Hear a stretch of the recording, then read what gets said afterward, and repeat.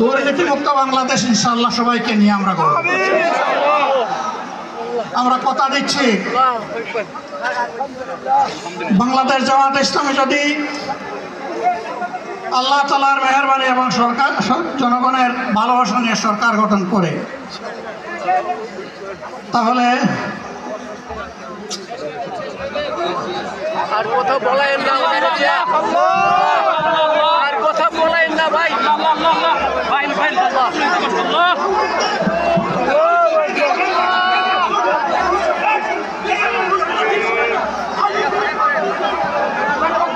আপনারা নিজ নিজ জায়গায় অবস্থান করুন। আমাদের স্বেচ্ছাসেবকরা আছেন, সংশ্লিষ্ট বিভাগের দায়িত্বশীল আছেন, তারা প্রয়োজনীয় ব্যবস্থা নেবেন। কারো মাইকের সামনে আসার দরকার নেই।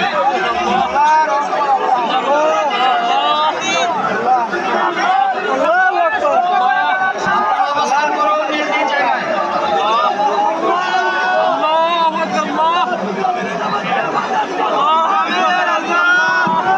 সবাই মেহরবানি করে শান্ত হয়ে বসুন, শান্ত হয়ে বসুন, শান্ত হয়ে বসুন।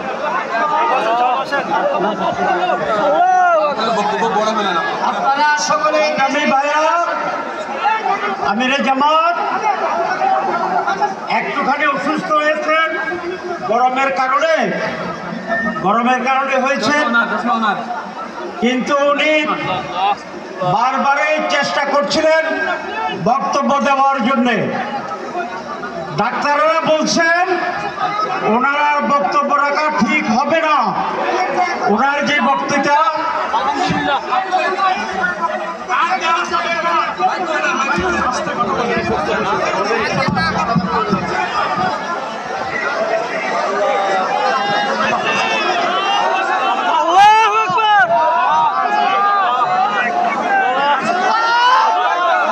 নিজ নিজ আসনে উপবেশন করুন। সংগঠনের দায়িত্বশীলগণ প্রয়োজনীয় দিক নির্দেশনা দিবেন। আপনাদেরকে নিজ নিজ জায়গায় অবস্থান করার জন্য অনুরোধ করা হচ্ছে।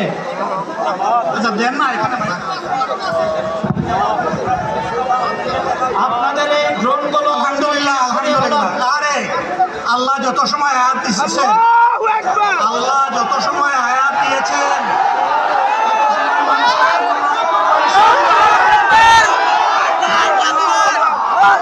বাংলার মানুষের মুক্তি অর্জন হওয়া পর্যন্ত আমাদের লড়াই অব্যাহত থাকবে।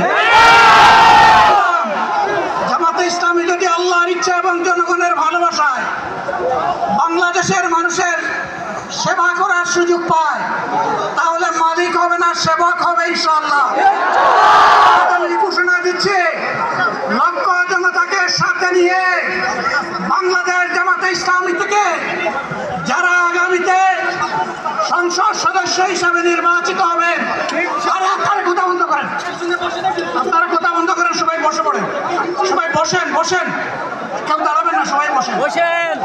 যদি আল্লাহর ইচ্ছায় জনগণের ভালোবাসায় বাংলাদেশ জামাতে ইসলামী থেকে সংসদ সদস্যরা নির্বাচিত হয়ে সরকার গঠন করেন, তাহলে কোনো এমপি, কোনো মন্ত্রী আগামীতে সরকার কিন্তু প্লট গ্রহণ করবে না।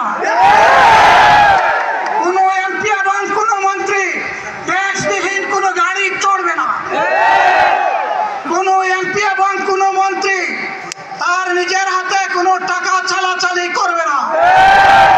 কোনো এমপি এবং কোনো মন্ত্রী যদি তার নির্দিষ্ট কোনো কাজের জন্য বরাদ্দ পেয়ে থাকেন, কাজ শেষ হওয়ার সাথে সাথে বাংলাদেশের 18 কোটি মানুষের কাছে তারা তার প্রতিবেদন তুলে ধরতে বাধ্য হবে। সম্মানিত বন্ধুগণ, চাঁদা আমরা নিব না, দুর্নীতি আমরা করব না, আমরা নিতে দেব না, দুর্নীতি আমরা সহ্য করব না। এই বাংলাদেশটাই আমরা দেখতে চাই। যুবকদেরকে আমরা স্পষ্ট ভাষায় বলতে চাই, বন্ধুগণ, তোমাদের সাথে আমরা আছি। আমি আজকে জামাতের আমির হিসাবে এখানে কথা বলতে আসিনি।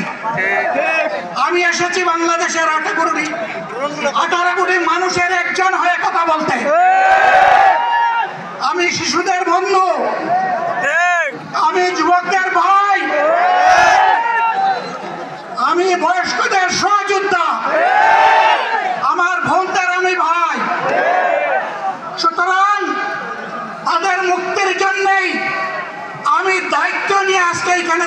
বললাম? আল্লাহর ইচ্ছা, শরীর আমাকে সাময়িকভাবে সহযোগিতা করে না, এটাও আল্লাহর ইচ্ছা। এখন আল্লাহ আমাকে কথা বলার সুযোগ দিচ্ছে। আমি বলতে চাই, বাংলাদেশের নির্দিষ্ট কোন শ্রেণীর মুক্তির জন্য আমাদের এই লড়াই নয়। রাস্তার একজন পরিচ্ছন্নতা কর্মী, চা বাগানের একজন শ্রমিক,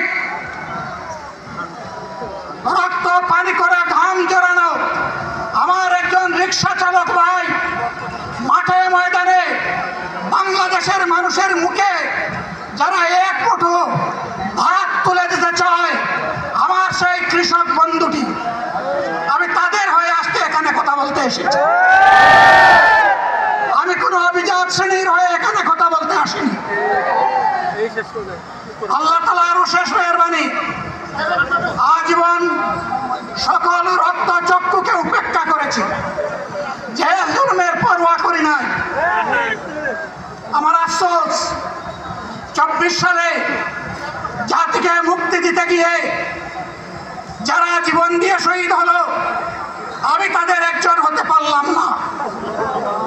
আপনাদের কাছে দোয়া চাই, ইনসাফের ভিত্তিতে একটি দেশ গড়ে তোলার জন্য আগামীতে যে লড়াই হবে, আমার আল্লাহ যেন সেই লড়াইয়ে আমাকে একজন শহীদ হিসেবে কবুল করে। সম্মানিত বন্ধুগণ, আমাদের প্রিয় শহীদ নেতৃবৃন্দ 2006 সালের 28 অক্টোবর থেকে শুরু করে পল্টন গণহত্যা, শাপলা গণহত্যা, সারা দেশের গণহত্যা, পিলখানার গণহত্যা, 24-এর গণহত্যা, এই গণহত্যা যারা করেছে তাদের সকলের বিচার বাংলাদেশের মাটিতে নিশ্চিত করতে হবে। এদের বিচারের দৃশ্যমান প্রক্রিয়া শুরু না করা পর্যন্ত পুরানা ব্যবস্থাপত্রে বাংলাদেশ আর চলবে না। এতগুলো মানুষ এমনি এমনি জীবন দেয় নাই, জীবন দিয়েছে জাতির মুক্তির জন্য। যদি বস্তাপতা পুরানা সবকিছুই টিকে থাকবে, তাহলে কেন তারা জীবন দিয়েছিল? যারা ওই বস্তাপচা ব্যবস্থাপনায় বাংলাদেশকে আবার করতে চান, তাদেরকে আমরা বলি, জুলাই যুদ্ধ করে যারা জীবন দিয়েছে, আগে তাদের জীবনটা ফেরত এনে দেন। যদি শক্তি তাকে ফেরত এনে দেন, আপনারা পারবেন না। যেহেতু পারবেন না, কাজেই নতুন ব্যবস্থায় নতুন বাংলাদেশ গড়ে তোলা হবে ইনশাআল্লাহ। শিশু, কিশোর, যুবক, মা, বোন, শ্রমিক, ছাত্র, জনতা, ব্যবসায়ী, সবাইকে যেই দেশ, যেই সংবিধান, যেই রাষ্ট্র নিরাপত্তা দিতে পারবে, সেই নতুন বাংলাদেশ আমরা গড়ে তুলতে চাই।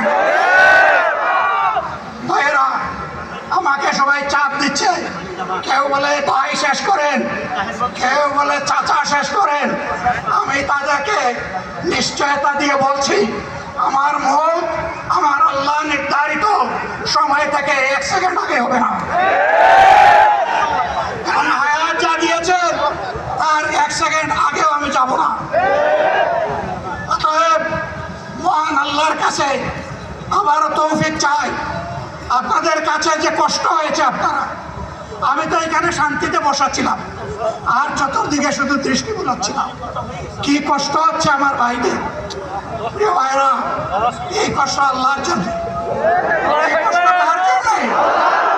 ইনশাআল্লাহ আল্লাহ তাআলা আপনাদেরকে তার উপযুক্ত জাযা দুনিয়া দিবেন, আখিরাতে দিবেন। আপনাদের এই ত্যাগের বিনিময়ে নতুন বাংলাদেশ আমরা পেয়ে যাব। আসুন সেই নতুন বাংলাদেশের জন্য একবার স্লোগান দিয়ে শেষ করি, নারে তাকবীর।